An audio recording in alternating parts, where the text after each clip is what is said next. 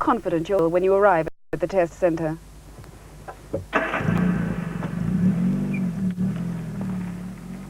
The Department of Transport examiners aren't looking for good drivers. They're looking for safe drivers. As it says in the driving test booklet, the purpose of the test is to see if you are competent to drive. And that means driving without putting the lives of other road users, other motorists, cyclists and pedestrians at risk. At the 300 test centres around the country, they try to standardise the test routes as far as possible in order to make your test fair and predictable. Remember, your examiner doesn't expect you to be perfect, but he does have to fail you if he finds that you have a driving fault that is dangerous or potentially dangerous. So why do people fail the driving test? Looking at the latest figures from the Department of Transport, there are constantly recurring faults. 1 in 4 test candidates fail for making improper use of their controls, that is gears, accelerator, clutch and steering wheel. Next, people fail on their test manoeuvres, especially on the reverse into a limited opening. 10% of all candidates get this manoeuvre wrong. Nearly 8% of candidates fail to make proper use of their mirrors. And 7% fail to make proper observations before emerging at crossroads and junctions. In this program, we'll assume that you're about to take your test. Maybe you've booked one already, and you want to avoid those faults which could fail you. We'll follow Sue through one of her failed attempts at the driving test, taking a close look at her driving faults, which are all common ones, and see why the examiners regard them as dangerous. And we'll be relying on British School of Motoring Staff instructor Richard Hayes to put them right and show you how to pass your driving test.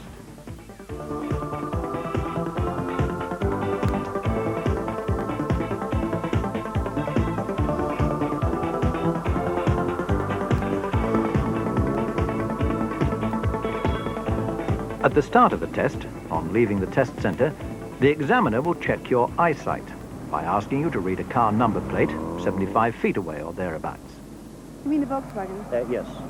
GLB 716J. Thank you. He'll ask you to get into the driving seat while he checks that the car that you've brought along to the test centre is in a roadworthy condition. Then he'll get in and make ready the form on which he'll be marking your faults, if there are any. Remember, anything that he regards as dangerous driving, he must mark down as a fail. But don't be put off by all the jottings he makes. He'll also be noting down any minor faults that crop up, and these don't necessarily add up to a failure. He'll then tell you to follow his directions along the test route and ask you to move off when you're ready.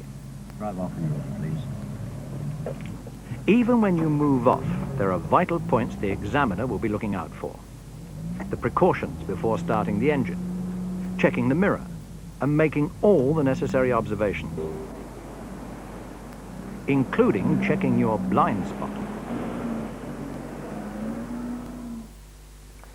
When moving off, it's important that you show the examiner that you have a system.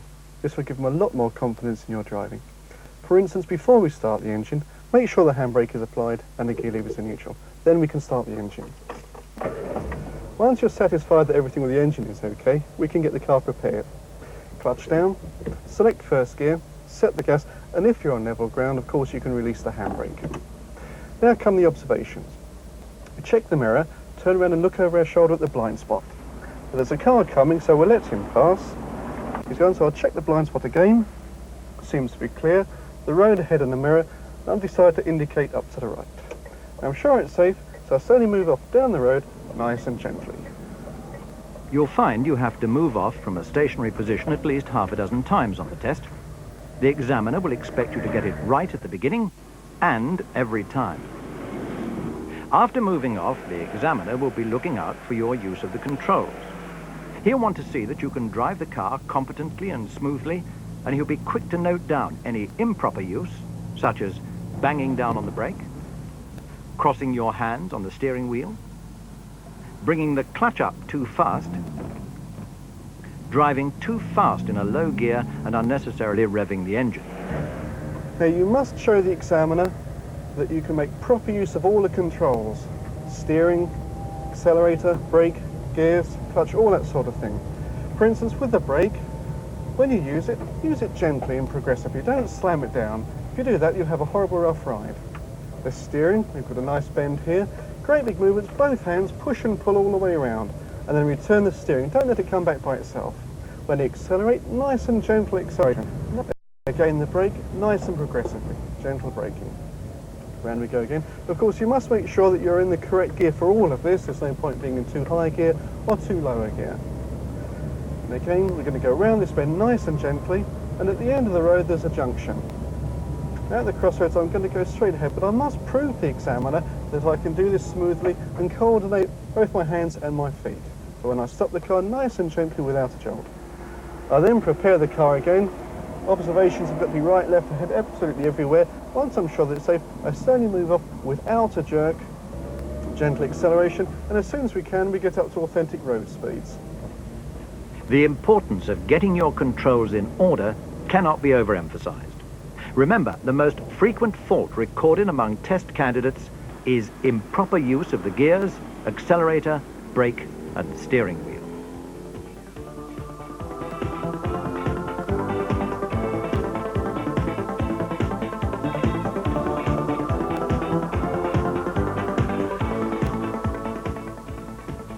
While the examiner expects to find that you know what's going on inside the car, he's just as anxious to see that you're fully aware of what's going on outside. Remember that the test demands that you meet and overtake other vehicles safely, that you exercise proper care in the use of speed, that is, keeping an authentic road speed, a speed appropriate to the conditions you're driving in, and that you show awareness and anticipation of the actions of pedestrians, cyclists, and drivers. He'll want, for example, to find that you don't drive too close to cars parked on the left. The highway code specifies a safe distance of about 3 feet. It may look as if you're not doing anything dangerous here, but just suppose a car door opened abruptly. Now, during the general drive, the examiner will want to see that you're aware of exactly what's going on all around the car, both the left, the right ahead, and most of all the mirror.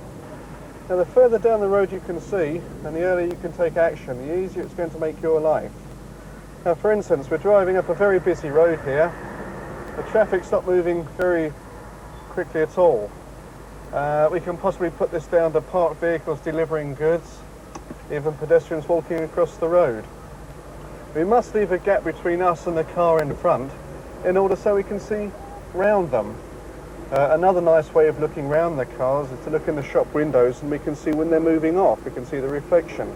For instance, I can see we're moving off now. The van is moving as well. So we move off nice and smoothly, and there we are, there in the parked vans causing the problems up ahead. Position yourself nice and early, and as you go past them, look out for any pedestrians that are coming round the other side of them. Look underneath the front of the car, see if you can see any feet. Now again, we've got a pedestrian crossing here. The lights are green. But I'm going to wait on this side because the traffic has stopped. Now I'm going to move off slowly. The lights have changed and we can, in fact, stop. So even though we're sat here doing nothing for a moment, keep looking all around the car at all times. Any push bikes or motorbikes who come up the inside. As soon as you think the lights are going to actually change, get the car prepared. Everything's ready. Quick look all around you and slowly move forward. As soon as the lights have gone green, we can move forward. As you accelerate away, look well up the road, make sure there are no problems, or if there are, get yourself positioned to go around them. And another set of crossroads here, the lights are actually green, but I'm going to check my mirror first. And of course, look right, left and right before I go through there. The lights don't give me right away, they merely give me priority. Now it's a little bit of a tight gap. I think we should be able to go through it, but keeping the speed low, of course, in case a pedestrian should walk out from behind either of these vehicles, whether they should do or not. Now I've got to wait here, the lights have changed. I'm going to select neutral just for a second. Now with a motorbike coming towards us, I hope he's got a gap to get into, otherwise it's going to be a little bit difficult. He's seen us and he's moved over, it's quite nice. Checking the crossing, left, right and left to make sure that it's safe. Checking the mirror, and off we go. Now we're keeping our eye on the side turnings, the vehicle's reversing out of a one-way street here. Got another parked car, I'm checking the mirror and positioning myself nice and early. There's pedestrians on this crossing here. There's a pram I can see. If the lights change, they could run for it. We're keeping the speed down, looking left, right, left, and it's clear. Ahead again, the lights are red. Push bike there, we're swerving slightly. Luckily, we had enough room.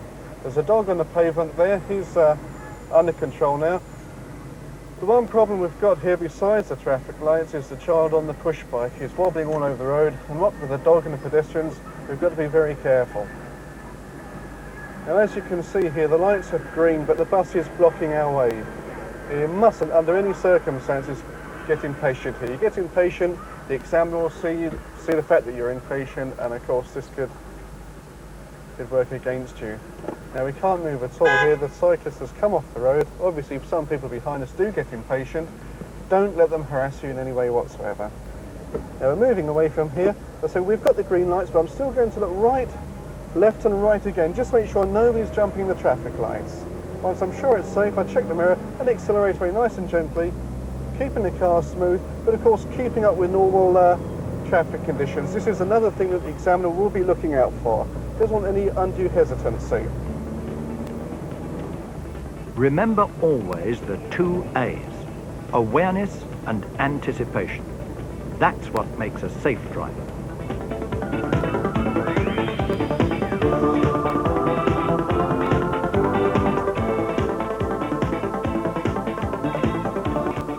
Nowhere are the 2 A's more important than when approaching road junctions. You'll cover a fair amount of ground on the driving test, and you'll come across a variety of different junctions. At each one, the examiner will expect you to know the correct procedure, obey the traffic signs, and carry out the correct observations and signals. And remember that the examiner will be looking out for bad driving habits, which could endanger other road users. Now once again, there is a procedure to help us remember the correct procedure at road junctions. If you can remember the initials MS, PS, L. This stands for mirror signal, position speed, and then look. Now if you can remember this procedure on test, it will certainly help you. I'll show you exactly what I mean. I'm going to move down the road and find a turning to the left. Now this will be from a major road into a minor road. Now I have a junction in sight. First of all, mirror. Check the mirror, make sure that it's indicate to the left. Position. Make sure I'm on the safety line 3 foot from anything on the left. Speed. Gently brake, and then of course select the gear to suit that speed. Observations. Check the mirror, look right, ahead and left as it's a crossroads, and at the corner, steer left. And then steer to the right, take up that safety line, check the mirror, and accelerate away from the junction. It looks straightforward enough, and it is, if you stick to the system. So let's go through it again. Take that left-hand turn from a major road to a minor road. You are traveling at the urban speed limit of 30 miles an hour in 3rd gear. So, check the mirror for traffic coming behind you. Signal your intention to turn left. Again, failing to signal properly could make you fail your test. Take up a correct position, ideally 3 feet away from the curb. Now, when you're about 4 car lengths away from the corner, begin to brake gently. A bit further on, change down to 2nd gear. You should be traveling under 20 miles an hour now. Now, just before turning, check your mirror again and the road into which you're turning for any cars or pedestrians who might be in the way. Then a neat 90-degree turn without swinging out into the oncoming lane and at a speed which will enable you to take avoiding action if necessary. Now, let's take another variety of junction. Turn right from a minor road to a major carriageway. Here, the examiner will be taking special note of your reaction to those give way signs, which tell you that you don't have priority. He'll be checking your observations and how you position your car at the junction and in the road ahead.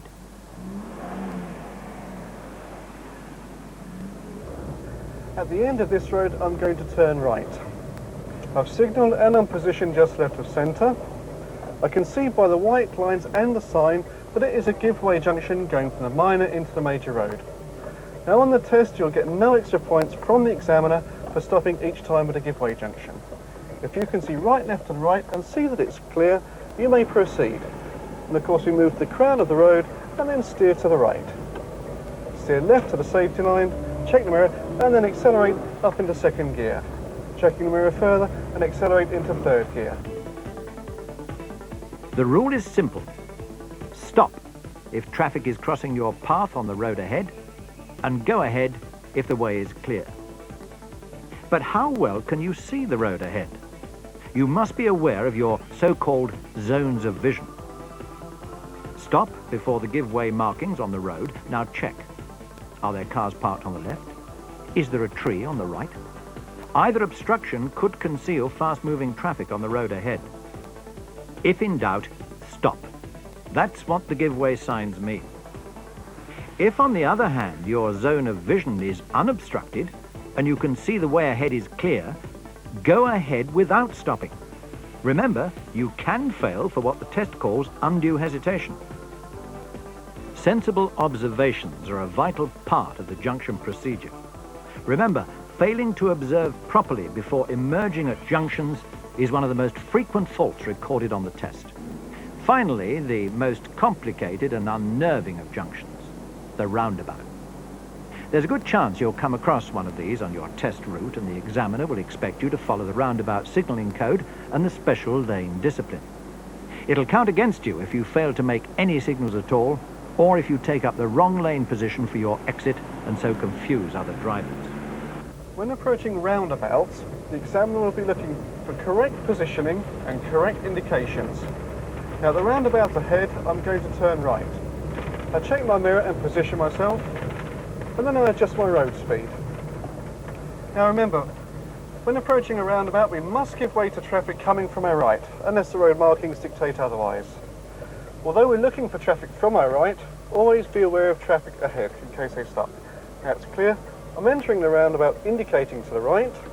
When I'm level with the exit before the one I want, I indicate to the left, check my mirror and accelerate away from the roundabout and select my next gear. Checking the mirror, I accelerate away and select third gear. Roundabouts can be busy, dangerous places. The signalling code and lane discipline are designed to make them safe, so let's learn them properly. If you're told to turn left, signal left, approach in the left-hand lane, and keep to that lane in the roundabout. If you're told to go forward, approach in the left-hand lane, or, if blocked, the right-hand lane. Whichever lane you choose, keep to it. Signal left after passing the first exit. If you're told to take the right-hand turning off the roundabout, signal right, approach in the right-hand lane, keep to that lane on the roundabout, signal left just before turning off. Remember, observation, correct signalling, and lane discipline. That's what the examiner will be looking out for.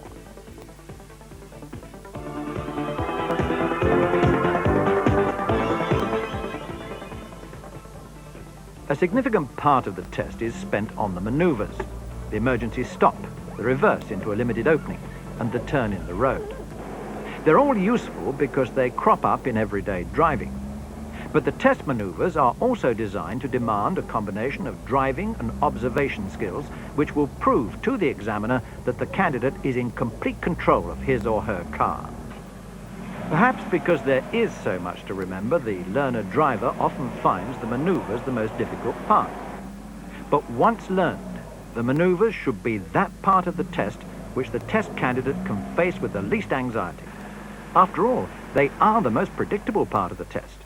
Even the so-called emergency stop. The examiner will always give you good warning. He'll tell you to move off and warn you that when he slaps his notepad against the dashboard a minute or two later, he'll expect you to stop the car fast enough to avoid, say, a child running into the road.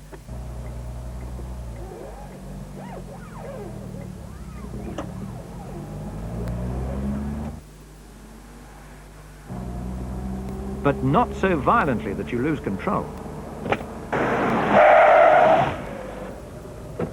On the emergency stop, the examiner will be looking to see if you can stop the car quickly but maintain full control of the car. So remember, when you use the brake pedal, use it quickly but progressively. If you should slam the pedal down quickly or hard, you'll lock the wheels and the car will skid. So remember, use the brake pedal quickly but progressively. Now keep both hands on the wheel throughout the manoeuvre. And just before the car stops, push the clutch down. And don't forget, as soon as the car has actually stopped, apply the handbrake and put the gear lever to neutral to secure the car. I'll show you what I mean. I'm going to stop the car now. But don't forget, before you move off after the emergency stop, you'll be some distance from the curb, so look over both shoulders. There would be room for a bike or a motorbike to come up the inside. The emergency stop is the first manoeuvre that the examiner will ask you to do on the test. Next, you'll be asked to reverse into a limited opening. The examiner will tell you to stop just beyond a turning into a side road and then reverse into it. He'll be looking out for two things. First, that you carry out the manoeuvre with due regard to other road users, remembering that the front of the car will swing out towards the middle of the road as you turn. Second, that you can reverse back under control. That is, coordinate the use of the controls so that you can move the car smoothly and accurately. Now when reversing, the examiner will ask you to pull over prior to the junction as we are now. They'll then ask you to move forward and position on the other side of the junction, about 4 car lengths from the junction and about 2 foot from the curb. We'll go and do that now. So I'll prepare the car in the normal way, normal observations, and then I'll move forward. Now as we move forward, have a look down the side turning, see if it's safe to do the manoeuvre to begin with, and have a quick glance down at the junction, see what the corner's like itself. And then position yourself, as I say, 4 car lengths from the junction and about 2 foot from the curb. And of course secure the car. Now we can remove our seatbelt for this manoeuvre, it's easy to turn round. Now reversing can be tricky, but there is a system. If you can stick to the system, you will find it fail-proof. Now, we use a system involving what we call point A and point B. Point A is the last straight edge before the corner on the curbstones, and point B is the first straight edge round the corner on the curbstones. What we do to begin with is reverse back in a straight line until point A disappears beneath the rear of the car, and then we stop. I'll take you through it. First of all, we select reverse gear, release the handbrake, we turn right round in our seat so we can see exactly where we're going, get the car prepared, setting the gas. The next thing is to have a good look all round the car. Nobody around. Now I'm going to reverse back slowly until point A disappears beneath the rear of the car. When point A disappears, I'm just going to stop. Have the occasional glance forward while you're reversing. As soon as the car has stopped, prepare it again. Reset the gas, observations again all around the car. It's nice and safe. Now this time I'm going to watch point B. I can still see it out the back window. I'm going to reverse back until point B disappears behind the pillar. Now when point B disappears, I'm going to have a quick look forward, just in case a cyclist should come along, or a car. When point B reappears, I steer quickly to the left. Now this should take us around a nice distance all the way from the curb. Halfway around the corner, just have a quick glance to the right so you can see what's going on, and when the car is nearly straight, gently brake to stop. As soon as the car has stopped, reset the gas of course, and have a good look all round the car. Once you're sure it's safe, reverse back slowly, correcting the steering to the right. Now the examiner has asked you to reverse for a reasonable distance. So as you go back, keep the car under clutch control, have the occasional glance forward so you can see exactly what's going on. And once you're back a reasonable distance, look where you're going until the car has stopped. Then it's clutch down, gently brake to stop. As soon as the car has stopped, apply the handbrake, gear lever to neutral, secure the car. Now there is a little hint. If you find when you're reversing that you appear to be going in towards a curb or going wide, don't ask the examiner if you can do it again. Simply stop, reposition the vehicle, and then carry on with the manoeuvre. Now this could avoid a fail. And don't forget, before you move off, fit the seatbelt again. Once that's done, wait for your next instruction. Now let's just hold it there, because remember that 1 in 10 candidates fail on this manoeuvre. So let's go through it again. You're told to look out for points A and B. Point A is the last straight curbstone on the road you start off on.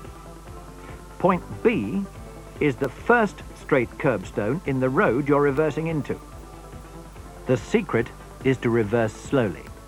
First, back until point A disappears from view underneath the back of the car. That's where you stop and make your observations on the road ahead and the one you're reversing into. Then reverse back until point B disappears behind the rear near side pillar. Stop for another check in front, remembering that the car will swing out as it turns. Now, reverse until point B reappears in the rear side window. Now you can turn the car. Even when reversing, the front wheels steer the car. Quite simply, by turning the steering wheel briskly to the left, the front wheels will maneuver the car to the left in reverse. So, the two important things to remember. Move the car slowly, so that you have complete control of the steering wheel, and always remember which way your front wheels are pointing. Ease off the left steering as soon as the front of the car is round the corner. Look at your front wheels now. They're directing the car straight onto the curb, so correct the steering with just enough right lock to bring the car parallel to the curb. Don't forget, the examiner will expect you to continue reversing for some distance after you have straightened up in order to complete the maneuver. Finally, the maneuver which most of us call the three-point turn. But to be strictly accurate, the test calls it turning round by means of forward and reverse gears. This is because if the road is particularly narrow, or if your car has a poor steering lock, it's perfectly acceptable to do the maneuver in 5 points. Remember, the examiner wants to see you carry out the maneuver under control and with due regard for other road users. Keep a lookout for other cars and for pedestrians. You shouldn't touch the curbs, and you shouldn't even let your car overhang the pavement if by doing so you inconvenience or even endanger pedestrians.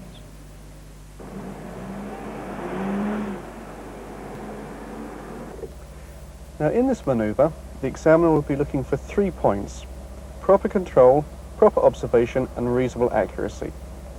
He'll ask you to find a safe, convenient place on the left, pull over and park.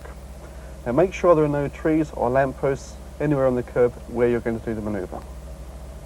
First thing we've got to do is to prepare the car. I'll take you through one. Select first gear, set the gas and release the handbrake. Of course we must make sure that it's safe to do the manoeuvre. Check the mirror, over your shoulder, the road ahead and so on. Now there's no need to indicate. We're going to move the car slowly forward using clutch control, steering quickly and fully to the right. Now as we go forward, we get to the crown of the road, that's the highest point.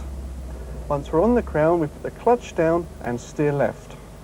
Now the car will roll down the camber and about a foot from the curb, gently brake to stop. The idea is that the front of the car doesn't overhang the pavement.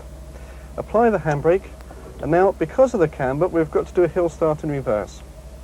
So we select reverse gear, set the gas a little more than normal, prepare the handbrake, slowly up clutch until the tone of the engine changes and feet still. Now slowly release the handbrake and check any car movement. Now we must make sure again that it's safe. First of all we look right and then left, turn around and look over our left shoulder for any pedestrians on the pavement behind us, and then looking over our right shoulder. And now we reverse back, looking over our right shoulder, steering to the left.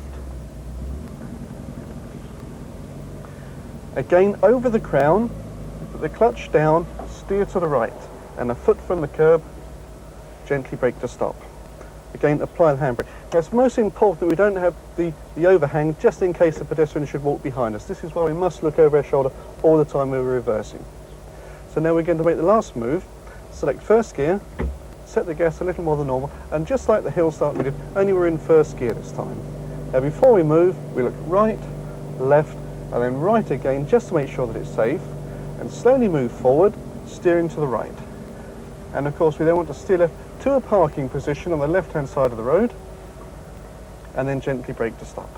And of course secure the car, and then wait for the next instruction from the examiner. Let's just hold it there again for another look at that maneuver. The examiner will tell you to stop on the left. Now it's up to you to choose a place where there's no obstruction on the road or on the pavement.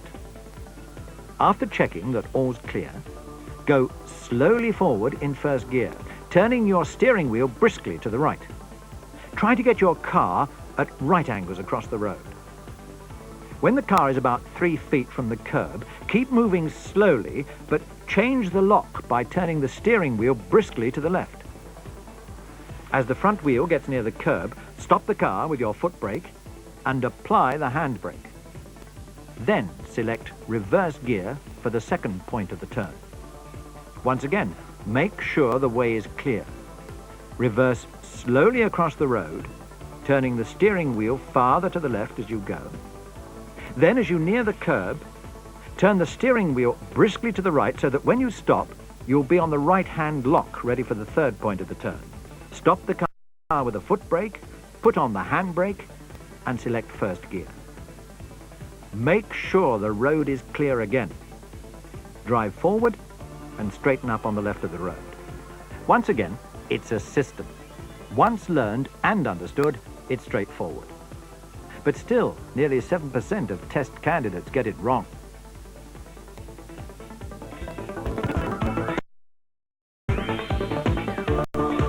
Test route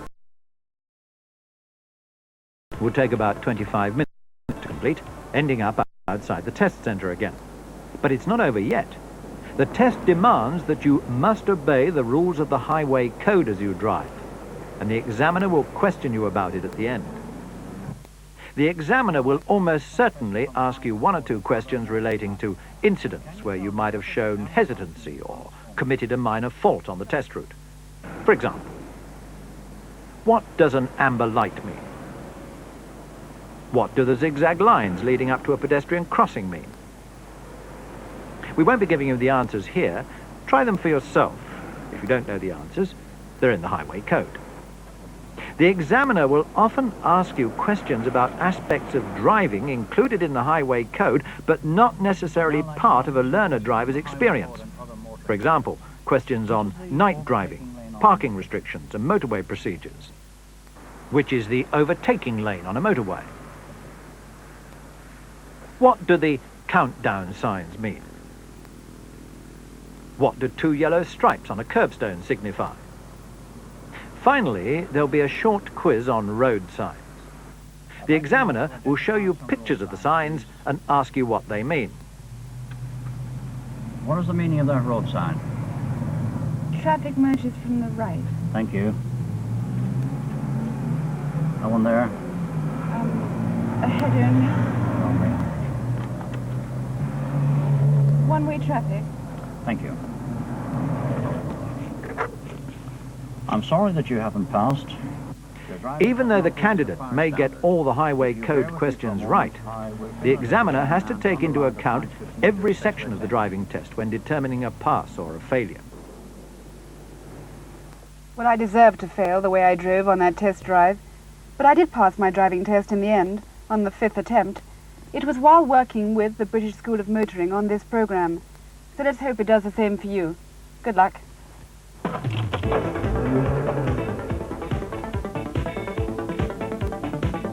So, Sue eventually made it. Would you? I tell you what, we'll run through all the highway code road signs, and when you think you've learned them, try them again with the volume turned down and see how you make out. Good luck.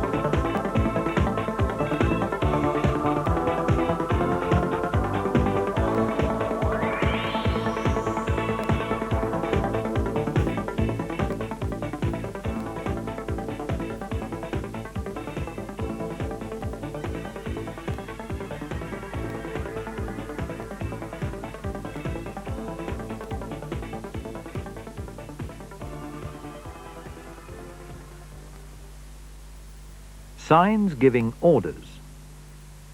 These signs are mostly circular, and those with red circles are mostly prohibitive. Maximum speed.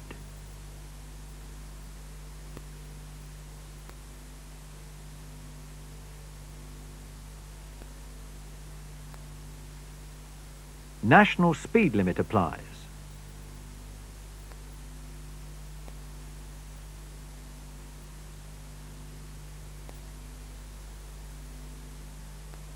Stop and give way.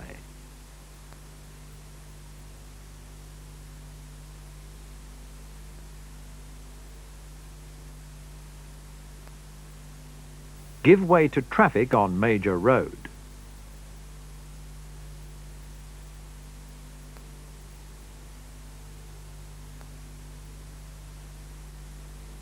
School crossing patrol.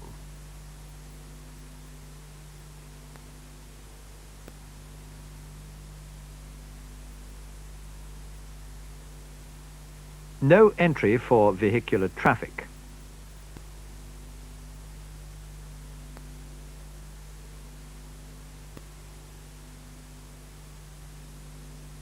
No right turn.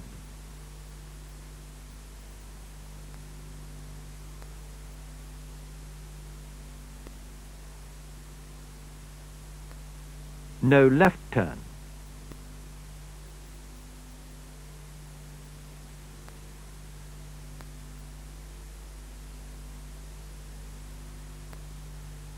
No U-turns.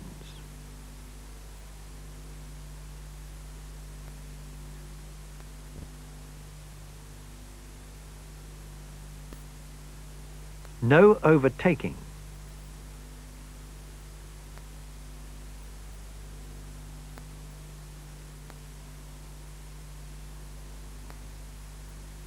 No vehicles.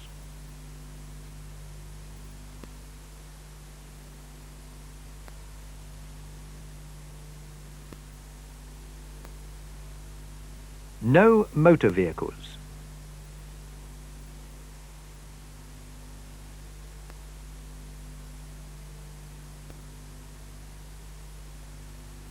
No motor vehicles except solo motorcycles, scooters or mopeds.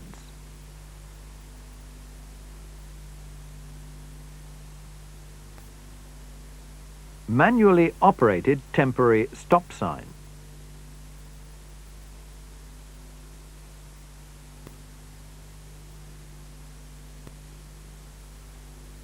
No vehicles with over 12 seats except regular scheduled school and works buses.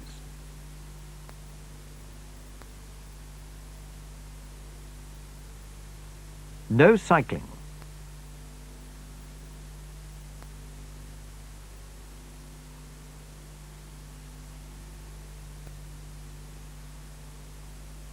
No pedestrians.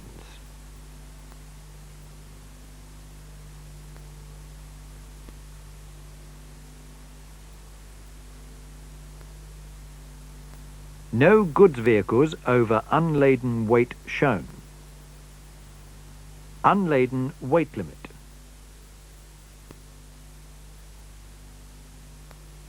No vehicles including load over weight shown. Total weight limit.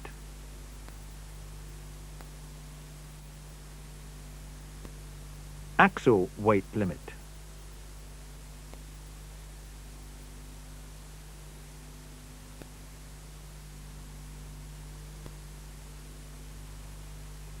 No vehicles over height shown.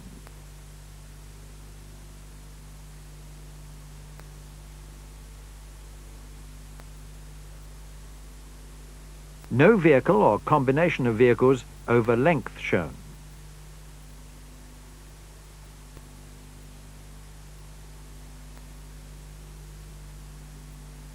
No vehicles over width shown.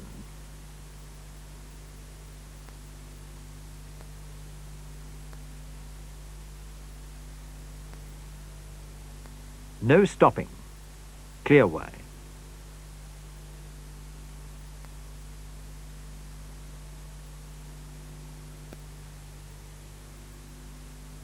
Give priority to vehicles from opposite direction.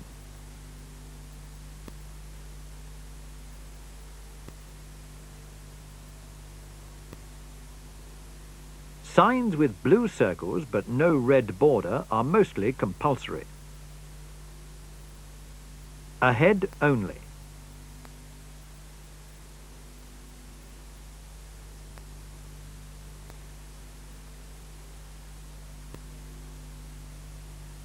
Turn left ahead.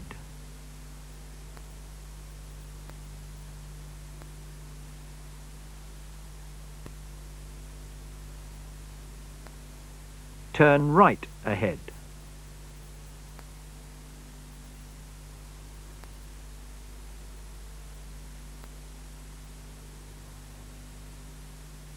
Turn left.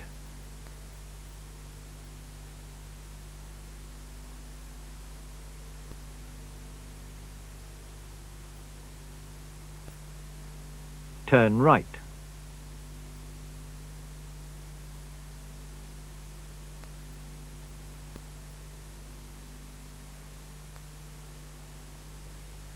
Keep left.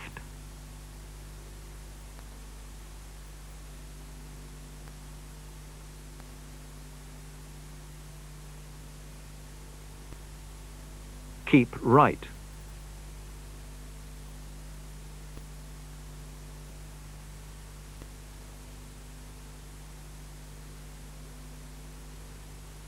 Vehicles may pass either side to reach same destination.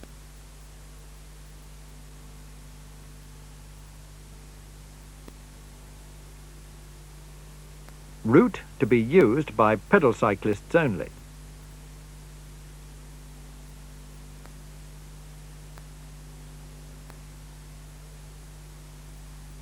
Minimum speed.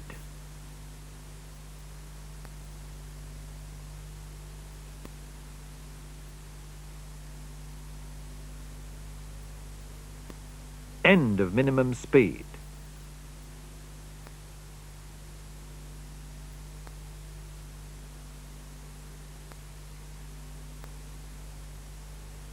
Mini roundabout.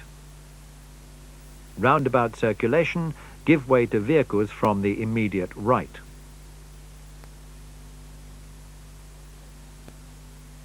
One-way traffic.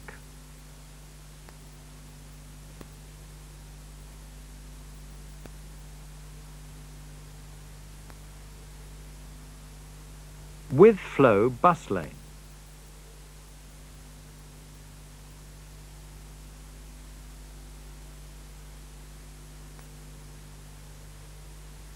Contraflow bus lane.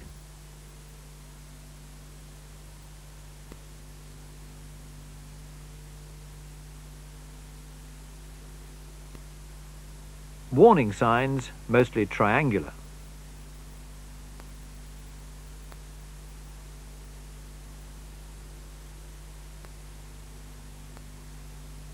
Distance to stop line ahead.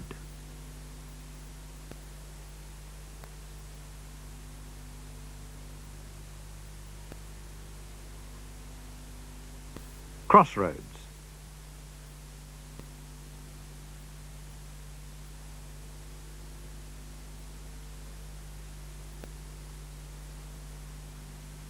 Roundabout.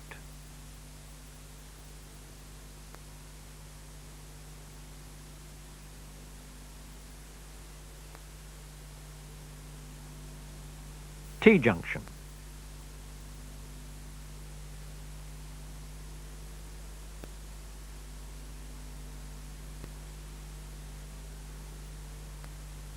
Staggered junction.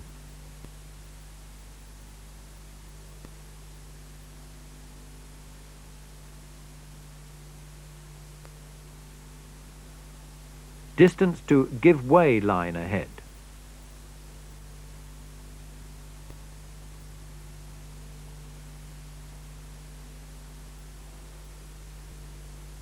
Side road.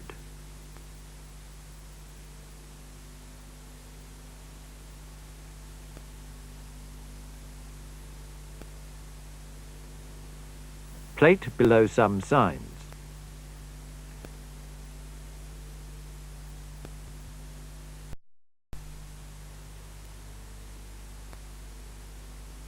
Sharp deviation of route to left or right if chevrons reversed.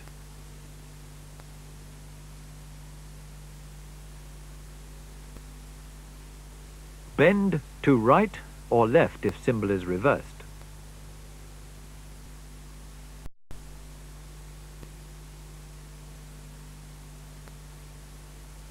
Double bend, first to left, may be reversed.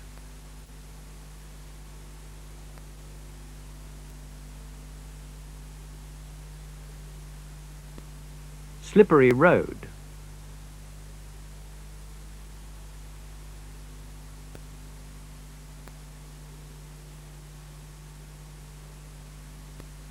Two-way traffic straight ahead.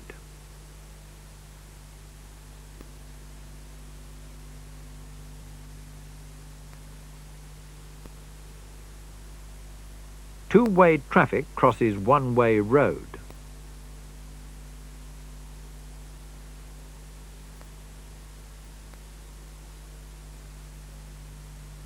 Traffic merges from left.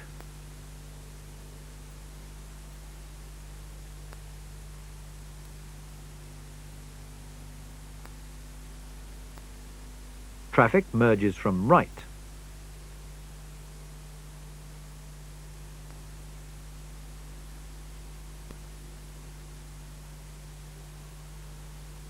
Road narrows on right. Left if symbol is reversed.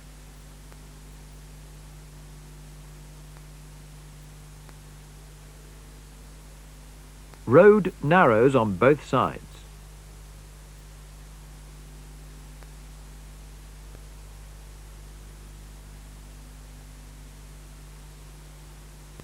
Dual carriageway ends.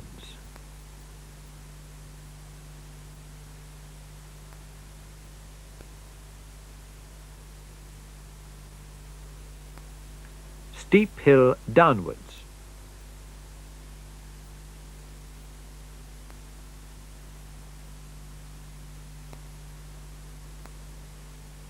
Steep hill upwards.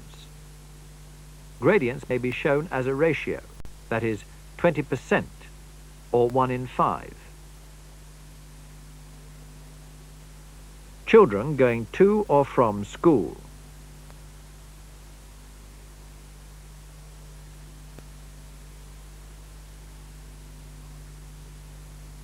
Hump bridge.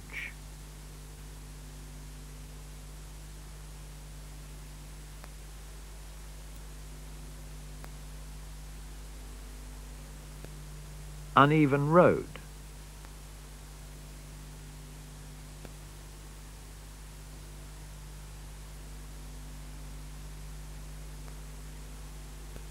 Traffic lights.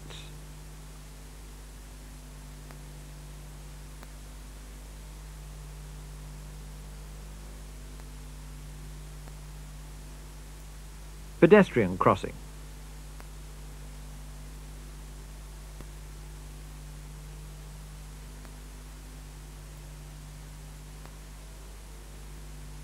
Roadworks.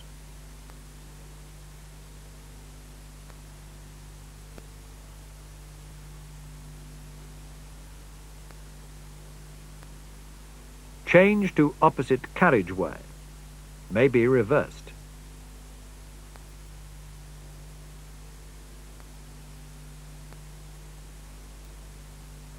Right-hand lane closed. Symbols may be varied.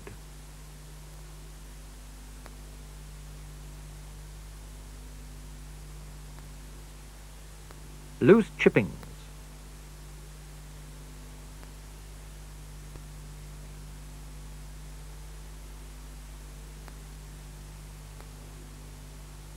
Worded warning sign.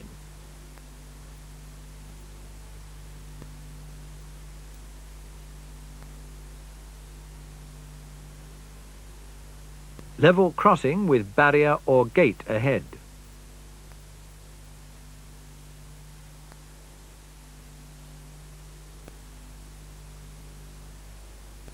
Level crossing without barrier or gate ahead.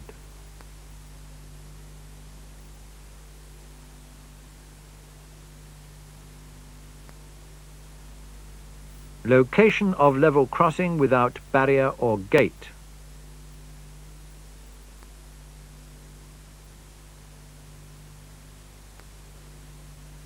Countdown markers approaching concealed level crossing. Each bar represents half the distance from the first warning sign to the crossing. Opening or swing bridge ahead.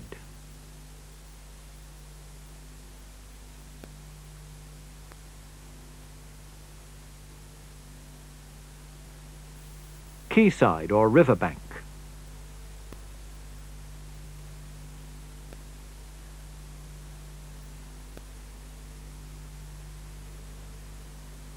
Overhead electric cable. Plate indicates maximum height of vehicles which can pass safely.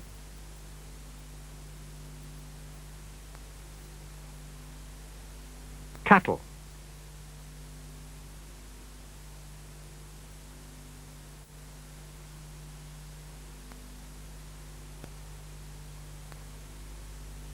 Wild animals.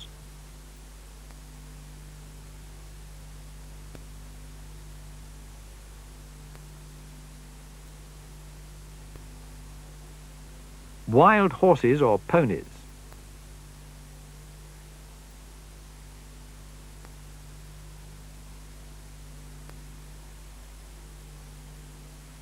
Accompanied horses or ponies crossing the road ahead.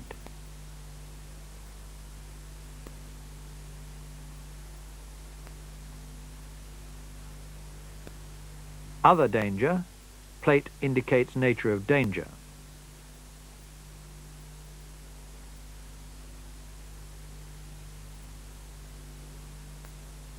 Falling or fallen rocks.